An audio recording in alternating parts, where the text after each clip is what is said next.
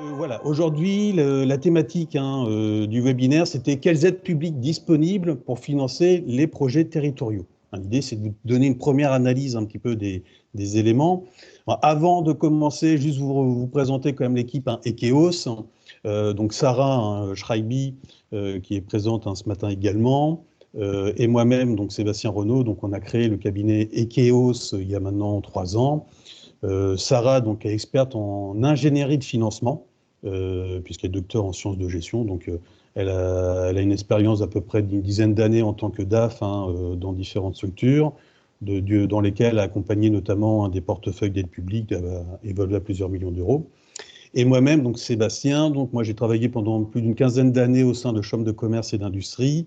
J'intervenais dans le conseil aux entreprises et également des collectivités sur leurs projets de territoire, d'où on a tous les deux une parfaite connaissance du dispositif, des dispositifs d'aide publique aux collectivités, établissements publics et associations. Donc c'est pour ça d'où ce webinaire aujourd'hui.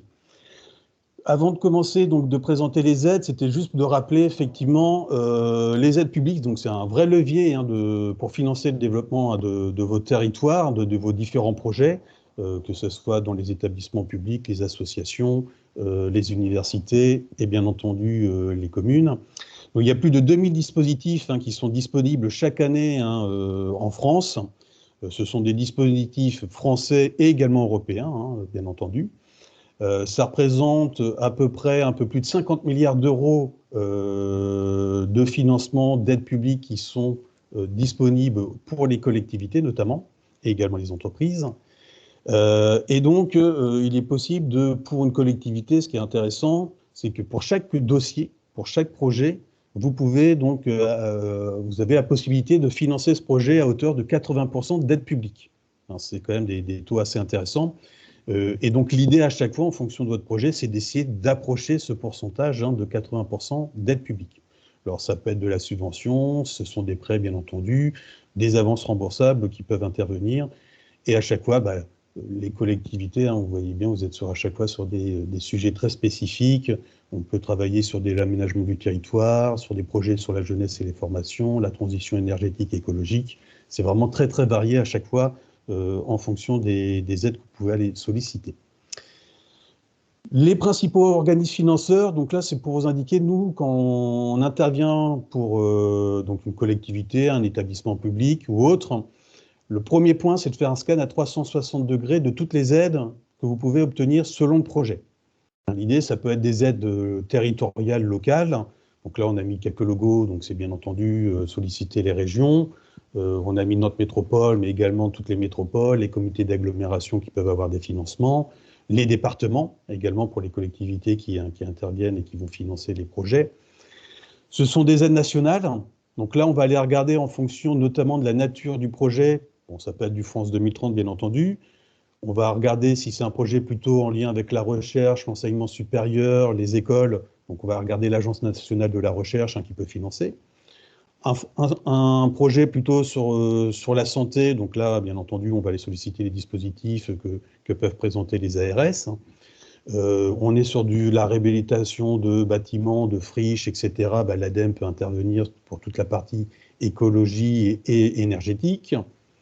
La Banque des territoires, bien entendu, dès qu'on parle des collectivités, France Agrimaire plus pour la partie agricole. Vous voyez, en fonction des projets, à chaque fois, on va aller regarder tous les dispositifs qui peuvent être sollicités. Et également les aides européennes, qu'il ne faut pas négliger, puisque vous pouvez obtenir des aides qui peuvent être le FEDER, ça peut être le FEAMPA maintenant, pour la partie plutôt agricole.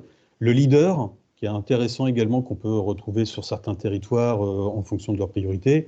Donc à chaque fois, il faut vraiment étudier tous ces financeurs pour voir effectivement quelles sont les aides disponibles pour pouvoir atteindre les fameux 80% de financement. Donc là, quelques exemples de projets clients déjà réalisés. Là, c'est juste pour donner un petit peu la base, parce qu'on sait que c'est très très large, des interventions dans les domaines des collectivités, des établissements publics. Donc ça peut être l'élaboration d'une politique de territoire ou même d'une politique culturelle. On a déjà travaillé sur des sujets de ce type. Tout ce qui va concerner la rénovation de bâtiments, les bâtiments publics, que ce soit les écoles, les salles des fêtes, la salle des sports, etc. réhabilitation et autres. Ça peut être la création d'un espace de loisirs ou un espace de sport, tel qu'un pump track, un parcours santé, etc. En termes d'économie, donc ça peut être travailler. Alors là, c'est sur les études d'opportunité pour le développement d'un projet territorial. Donc ça, c'est également des sujets. La jeunesse et la formation, on travaille sur des sujets comme la création d'une structure multi-accueil jeunes enfants. Donc là, on va aller regarder des financements spécifiques avec la CAF notamment. Ça peut être les universités, les IUT qu'on peut accompagner également en fonction des projets de construction de bâtiments, de réhabilitation, de développement de nouvelles formations. Et bien entendu, le point qu'on retrouve beaucoup en ce moment, la transition énergétique et écologique. Donc là, on a mis un exemple d'un système, la création de boucles hydrogène renouvelable qu'on a accompagné récemment. Voilà un petit peu voilà, c'est vraiment très très riche à chaque fois dans tous les projets des collectivités. Donc si la liste est exhaustive à chaque fois des dispositifs d'aide, donc on ne pourrait pas tout présenter. Donc là, on a pris un cas concret, un cas pratique d'un réaménagement d'un centre-ville pour une commune. L'idée, c'est de vraiment vous dire, voilà, en fonction effectivement des projets qui vont réaliser dans ce cadre de ce réaménagement, voilà les aides complémentaires qu'on peut aller solliciter en fonction de tels et tels éléments. C'est ça qui est intéressant de dire, effectivement, c'est ça que nous, à chaque fois, c'est la finalité qu'on va regarder pour trouver des financements complémentaires. Donc là, auprès de la collectivité, de la commune qu'on a accompagnée, donc là, nous, on met pas, on les laisse travailler sur la partie des SIL, des ETR, donc là, ils gèrent cette partie-là. Et nous, on va aller chercher des financements complémentaires pour essayer d'atteindre les 80% de financement. Donc là, dans ce cadre-là, on a 8 financements identifiés complémentaires. On a la région, donc là, on a indiqué, c'était le fonds d'investissement local qui pouvait intervenir. Donc là, sur ce projet-là, il y a notamment de la réhabilitation de bâtiments publics, la création de commerces en rez-de-chaussée, d'habitat social à l'étage, la réhabilitation d'une friche pour faire également donc, une partie pas after work, mais open space. Donc voilà, il y a pas mal de sujets. Et également la rénovation de la cour d'école, du cimetière, le cheminement piéton. Vous voyez, il y a quand même pas mal de sujets. Donc le premier point, c'était tous les travaux de réhabilitation des logements et des bâtiments publics pouvaient obtenir un financement de la région, avec même une partie pour de la construction de bâtiments. Et donc là, c'était une subvention à hauteur de 20% sur l'ensemble des dépenses du projet. Vous voyez, c'est pas négligeable sur des projets. Là, on est sur quand même un projet qui a un peu plus de 2 millions d'euros pour la commune. En complément, il y a également le fonds vert, donc là qu'on entend parler beaucoup depuis un peu plus d'1 an, même 2 ans. Donc le dispositif a été remis à jour avec la loi de finances 2024. Donc on a travaillé on a regardé, il y a des nouveaux dispositifs sur la rénovation énergétique des bâtiments publics locaux. Donc là, ils vont financer tout ce qui va concerner l'isolation, le chauffage, le luminaire également dans les bâtiments. La difficulté, les points de vigilance avec le fonds vert, c'est que c'est sur sélection des sous-préfets. Donc voilà, c'est une négociation, on va présenter le dossier, on va monter le dossier, on va demander un montant de subvention, mais il n'y a pas de taux d'intervention précis. Vous voyez, comme on voyait tout à l'heure pour la région, ils nous disent, nous, c'est 20% du projet. Là, sur cette partie-là, ça peut être 5%, 10%, 15%, c'est la discrétion du sous-préfet sur ces parties-là. Par contre, l'avantage du dispositif en vert, c'est qu'il est cumulable avec la DSIL, la DETR, les crédits, les certificats d'économie d'énergie, les fonds chaleur. Donc là, c'est quand même assez intéressant à regarder. Les certificats d'économie d'énergie, donc ça, c'est le troisième point, on oublie facilement. Donc là, c'est important à chaque fois de vérifier. Ce sont des primes qui sont versées pour tous les travaux qui permettent de réduire l'impact énergétique et écologique d'un projet. C'est-à-dire si vous isolez votre bâtiment, tout ce qui va être les combles, éventuellement la façade, le changement de la pompe à chaleur, etc. Donc là, il y a différentes fiches qui sont vraiment très précises avec des indications sur ce qui doit être réalisé pour pouvoir être éligible. Ça, c'est important. Mais ça permet, en fonction de l'économie d'énergie réalisée, vous avez droit à une prime sur ce projet-là. En plus, ce qui est très intéressant avec le C2E, les certificats d'économie d'énergie, c'est qu'il y a une rétroactivité. Donc, c'est-à-dire, si vous avez un projet actuellement, vous dites, tiens, est-ce qu'on peut rentrer dedans? on vérifie effectivement tel et tel projet vont rentrer, il faut répondre à telle et telle caractéristique en termes de travaux. Et également de dire, on a fait des travaux en 2023, en 2022, il y a une rétroactivité et les travaux en fonction des travaux, ils peuvent peut-être prétendre à une prime des certificats d'économie d'énergie. Donc, il faut vérifier ces points-là dans ces cas-là. Donc là, c'est quand même assez intéressant à vérifier. Parce que c'est rare d'avoir de la rétroactivité. Juste pour rappel, généralement, dépôt du dossier avant tout engagement financier. Donc, pas de signature de devis, pas de signature de bon de commande, pas de versement d'acompte avant d'avoir déposé le dossier de demande d'aide. Ça, c'est très important. Le quatrième point qui vient de sortir, donc ça, c'est l'appel à projet, donc AMO, donc maîtrise d'ouvrage, du CPE, donc le contrat de performance énergie. Donc là, c'est un appel à projet qui est tout récent, donc de l'ACTI et de l'ADEME. L'idée, c'est d'accompagner les collectivités pour la mise en place des contrats de performance énergétique, donc sur tous les bâtiments publics tertiaires dont ils sont propriétaires. Ça, c'est là, soit propriétaire. L'idée, c'est de pouvoir, dans un premier temps, identifier tous les points d'amélioration en termes énergétiques, de performance énergétique. Ça, c'est la première base. Et ensuite, de réaliser les travaux, bien entendu. Donc, les travaux d'investissement, eux, sont réalisés jusqu'au 30 septembre 2026 pour être éligibles. Par contre, la date de dépôt du dossier auprès de l'ACTI et de l'ADEME pour cet appel à projet, elle est fixée au 28 juin 2024, c'est-à-dire dans 4 mois. Donc voilà, il faut être assez réactif en fonction de vos projets pour dire on sollicite une AMO pour identifier tous ces points-là et après on engage les investissements. Le cinquième point, à vérifier selon la taille notamment des projets, on va aller solliciter, là je vois, j'ai une petite c'est pas l'ANCD, mais l'ANCT, l'Agence nationale de cohésion territoriale et la Banque des territoires, en fonction de la finalité du projet. On crée des commerces, on crée un tiers-lieu, on réhabilite une friche, etc. On va aller solliciter ces financeurs-là, puisque eux, donc c'est pas de la subvention, par contre, ils vont intervenir alors soit sous la forme de prêts, ou surtout sous l'apport de fonds propres ou de quasi-fonds propres. L'idée, c'est de permettre de solidifier le plan de financement et de garantir un peu de trésorerie pour la collectivité et pas avoir des gros emprunts non plus à souscrire pour les projets. Le sixième point, l'agence de l'eau. Donc là, également, c'est toujours intéressant à regarder les agences de l'eau puisqu'ils ont lancé un nouveau programme 2023-2027.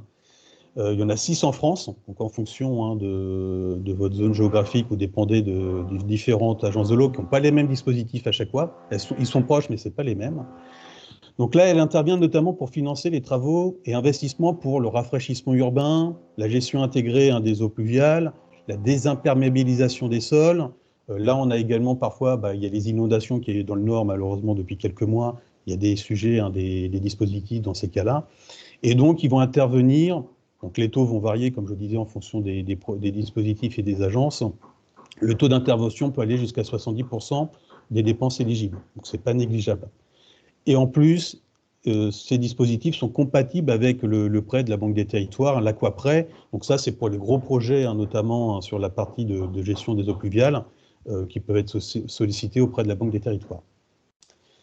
Et les 2 derniers points également identifiés donc pour dans le cadre précis, c'était le conseil départemental qui a également un dispositif spécifique pour l'accompagnement des communes. Donc toujours, il faut vérifier en fonction de la taille des communes, est-ce qu'on est en zone à revitalisation rurale, est-ce qu'on est identifié comme un projet avec un QPV, etc. Donc voilà, à chaque fois, il faut regarder un petit peu tous ces éléments-là. Et donc là, le département, ils vont intervenir notamment sur de la requalification urbaine, parce qu'on est concerné, avec toute la partie habitat, les mobilités, on était concernés, et également les services et commerces de proximité. Donc là, ce qui est important, c'est de vérifier notre éligibilité à ces dispositifs-là pour la collectivité ou l'établissement public. Et en fonction, si on sort des critères pour différentes raisons, ce qui peut arriver, ça peut arriver notamment pour les petites communes. Et donc dans ce cas-là, nous, on propose de solliciter à défaut le fonds de péréquation. Pour les petites communes, souvent, on oublie ce point-là. C'est un fonds spécifique du département. En termes de solidarité entre les communes du département, c'est un petit peu plus de trésorerie, de financement. eh ben, elles abondent à ce fonds-là et donc ça permet de financer les projets sur des communes un peu plus petites. Et le dernier point qu'il faut également vérifier, que nous on a identifié sur ce projet, c'était les fonds européens. Donc là j'ai mis Leader et FEDER. Donc là c'est surtout, on a identifié un projet, un Leader, qui est un fonds européen mais qui est géré par une structure locale, les groupements d'action locale, ce qu'on appelle les GAL. Et donc également, ces structures-là ont mis en place ont des financements pour la période 2023-2027. Ce sont des fonds européens qui vont après distribuer en fonction des projets locaux. Donc l'idée à chaque fois, et donc il faut vérifier auprès de chaque GAL quelles sont les priorités qu'ils ont retenues. Certains vont mettre des priorités sur l'habitat inclusif, d'autres sur des actions pour la santé et l'intergénérationnel, etc. Donc à chaque fois, en fonction du projet, on va vérifier si le GAL du territoire propose une intervention en fonction du projet et permet d'obtenir une subvention. Là, ces dispositifs-là, ça peut monter en complément à 75 000 € de financement sur une subvention. Donc c'est pas négligeable.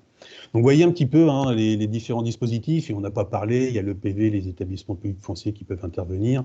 Voilà, il y a différents, à chaque fois, un schéma de financeurs à solliciter pour dire quelles sont les aides en fonction du projet, de la finalité du projet. Est-ce qu'on réhabilite la cour d'école? Est-ce qu'on travaille sur les trottoirs, etc. Et à chaque fois, on a des financements un petit peu différents. Également, d'autres dispositifs, là, c'est vraiment pour vous donner une vue d'ensemble des dispositifs, pour vous montrer vraiment que c'est vraiment très très large. On peut avoir vraiment des champs d'intervention vraiment très spécifiques. Donc là, c'est un exemple d'un appel à projet qui est en cours actuellement sur la région d'Île-de-France, pour tout ce qui concerne le développement des énergies renouvelables. Et sont éligibles les entreprises, les collectivités, les établissements publics également, donc universités, les lycées, etc. sont également éligibles, et les associations. Et donc, ils vont financer notamment toutes les installations, donc pourquoi pas éoliennes, les panneaux et les ombrières photovoltaïques, et tous les projets, pourquoi pas, d'hydrogène ou d'hydroélectricité. Donc c'est quand même un dispositif qui est très intéressant, puisque c'est une subvention, donc là c'est vraiment une subvention.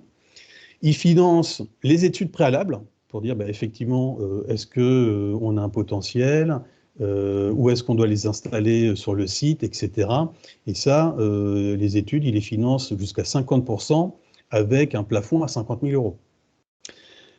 Suite à cette étude, si ils constatent que le bâtiment, malheureusement, il n'est pas adapté, il faut restructurer un petit peu le bâtiment pour pouvoir, pourquoi pas, installer les panneaux photovoltaïques sur la toiture. Là, ces montants de restructuration du bâtiment, ils vont le financer, donc également 50% des montants des dépenses, jusqu'à 200 000 €. Et le dernier point, c'est l'installation même des panneaux photovoltaïques ou des ombrières, etc. Donc là, ils peuvent le financer jusqu'à 50% du montant des dépenses, avec une aide maximale à 300 000 €. Donc ce n'est pas négligeable à chaque fois, selon les projets. Le taux, il va varier en fonction de la taille de la collectivité. Voilà, est-ce qu'on est une grande collectivité, une petite collectivité, les taux, on va être à 50%, d'autres, on va être à 30%, etc. Et il y a d'autres, et pour toutes les autres installations, donc là, c'est vraiment les gros projets. Là, ça peut monter à 30% des dépenses éligibles, avec une aide qui peut aller jusqu'à 2 millions d'euros.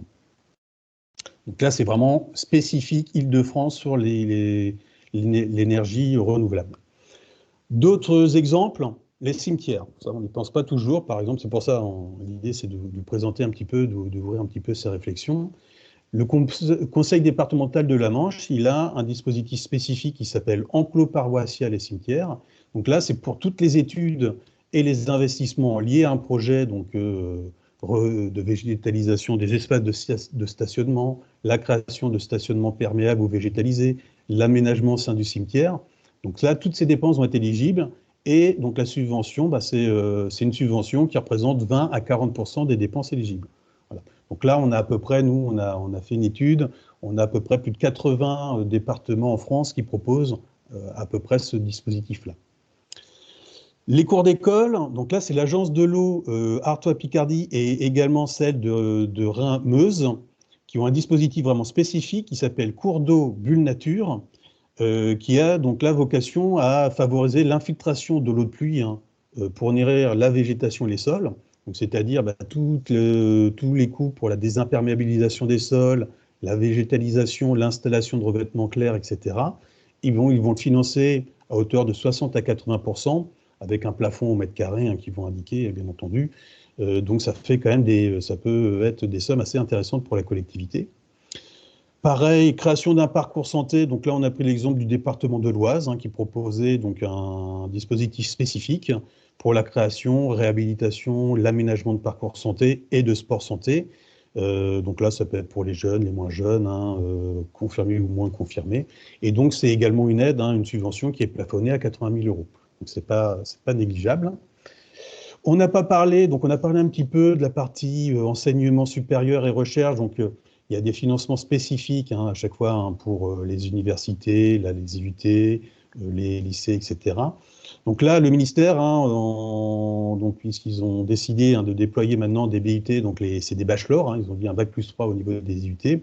Donc pour accompagner les IUT dans la mise en place de ces nouveaux bachelors, donc s'il y a une création d'un nouveau département à l'IUT, donc il y a une enveloppe d'1 million d'euros qui a été mise pour l'instant, qui a été mis de côté par le ministère pour ces points-là, et ils ont mis une enveloppe de 14 millions d'euros pour tout ce qui est soutien à la mise en place de la 3e année de bachelor auprès des IUT. Et dernier point également qu'on a peu évoqué, c'est la santé. Il y a des aides vraiment spécifiques santé, donc tout à l'heure on a parlé de l'ARS, donc là je vais parler plutôt de la Caisse nationale de solidarité pour l'autonomie, qui finance notamment tout ce qui va concerner les parties plutôt habitat inclusif. Donc ils ont lancé l'année dernière un appel à manifestation d'intérêt à investissement en habitat inclusif. Donc là, c'était les départements qui pouvaient répondre, puisque les départements, ils sont présidents et ils président la conférence des financeurs de l'habitat inclusif. Donc là, ils pouvaient répondre à cet appel à manifestation d'intérêt et ainsi se partager, c'était une enveloppe de 7,5 millions d'euros pour financer justement les projets d'habitat inclusif. Donc c'est assez intéressant à regarder. Donc à chaque fois, on voit bien, c'est des dossiers qu'on a beaucoup en ce moment. Donc il y a des financements vraiment spécifiques entre l'ARS, la Caisse nationale de solidarité pour l'autonomie, des fondations, on n'a pas évoqué, mais il y a des fondations qui vont également venir et financer ces projets-là, et pourquoi pas parfois du mécénat qu'on n'a pas évoqué aujourd'hui. Pourquoi être accompagné? Juste le constat, parce on a bien vu, il y a de nombreux dispositifs, c'est très complexe, c'est évolutif, donc nous l'avantage c'est que on a l'avantage de bien maîtriser ces éléments-là.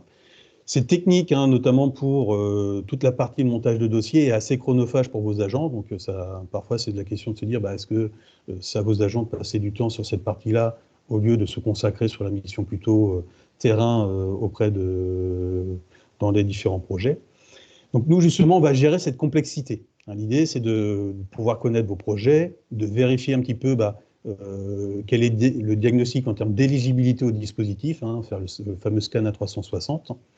À partir de là, dire, nous, on monte les dossiers, on va les rédiger, on va faire des échanges avec les services instructeurs des financeurs. Donc ça, ça vous dégage du temps. Ça permet d'optimiser le montant des subventions.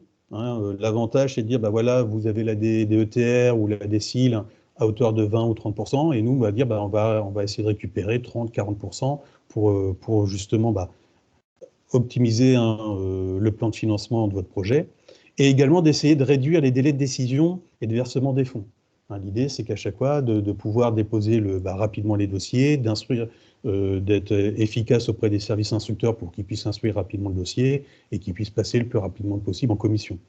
De même pour le versement des fonds, on vous accompagne pour dire, voilà, les échéances, les documents à obtenir pour pouvoir solliciter soit des acomptes, soit le versement de l'aide complète.